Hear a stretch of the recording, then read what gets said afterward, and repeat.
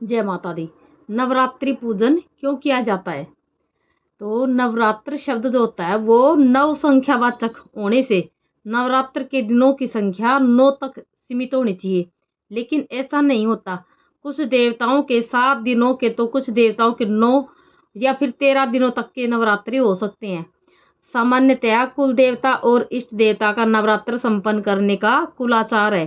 किसी देवता का अवतार तब होता है जब उसके लिए कोई निमित्त होता है, यदि कोई दैत्य उन्मत्त होता है, भक्त जन परम संकट में फंस जाते हैं अथवा इसी प्रकार की कोई अन्य आपत्ति आती है तो संकट की काल अवधि 7 दिनों से लेकर 13 दिनों तक रहती है। ऐसी काल अवधि में उस देवता की मूर्ति या प्रतिमा का टांक चांदी के पत्र या फिर नागबेली के पत्ते पर रखकर नवरात्र बैठाए जाते हैं। उस समय स्थापित देवता की षोडशोपचार की पूजा की जाती है।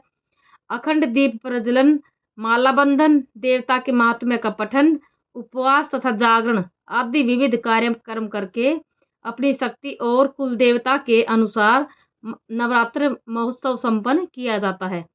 यदि भक्त का उपवास हो तो भी देवता को हमेशा की तरह अन्न का नैवेद्य देना ही पड़ता है। इस काला अवधि में उत्कृष्ट आचार के एक अंग के स्वरूप हजामत न करना और कड़े ब्रह्मचर्य का पालन करना भी समाविष्ट है। इसके अलावा पलंग या गद्दे पर न सोना, सीमा का उल्लंघन न करना और पादत्राण न पहनना आदि बातों का भी पालन किया जाता है। आज के युग में सभी बातों का पालन करना व्यवहारिक दृष्टि से असुविधाजनक और कष्टकारी होता है, इसलिए हमें अधिक असुविधाएं न देने वाली बातों का पालन करना चाहिए। इसके लिए ब्रह्मचर्य का पालन, पलंग गद्दे पर न सोना, पहले दिन और आखिरी दिन उपवास करना तथा कलह न करना आदि बातों का पालन अत्यावश्यक है। इससे नवरात्र के फल तो प्राप्त होते ही हैं, साथ ही साथ शारीरिक और मानसिक आरोग्य के लिए भी ये बहुत उपकारक सिद्ध होते हैं। कई बार असोच के दौरान नवरात्र आते हैं, इसके कारण नवरात्र महोत्सव 9 की बजाय 8 दिनों से लेकर 1 दिन तक का भी हो सकता है। कई बार असोच समाप्ति और नवरात्रि समाप्ति एक ही दिन होती है।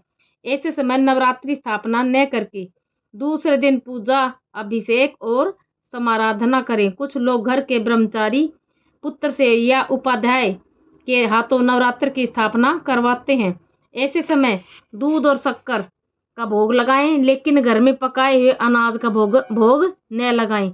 दूसरे घर का नैवेद्य अग्राह्य रहता है। कई बार नवरात्र शुरू रहते असोच आता है। ऐसे समय ब्रह्मचारी लड़के या गुरुजी द्वारा पूजा और माला बंधन आदि करवा लें।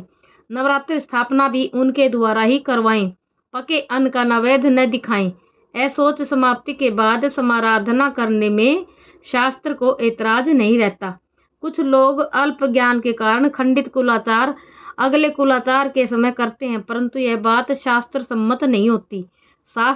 शारदीय नवरात्र खंडित होने पर ज्येष्ठा गौरी का उत्सव चैत्र गौरी के समय और चैत्र गौरी का दोलोत्सव नवरात्र के समय करना शास्त्र सम्मत नहीं होता, अतएव ऐसा ना करें। नवरात्र कुल धर्म खंडित न करके नियमित करते रहने से उस देवता की पूर्ण कृपा परिवार पर बनी रहती है। इससे उस घर पर सहसा आध्यात्मिक, आधिदैविक और आदि भौतिक संकट नहीं मंडराते, और यदि संकट आ भी जाए तो वह तीव्र न होकर सौम्य बन जाता है। जिस घर में चूल्हा है वहां देवता की स्थापना होना आवश्यक होता है। इसी तरह परिवार विभक्त होने पर नवरात्र को विभक्त रूप से संपन्न करना चाहिए, और यदि पिता से पुत्र अलग रहता हो तो भी पिता और पुत्र के घर अलग अलग नवरात्र की स्थापना होना आवश्यक है। जय माता दी।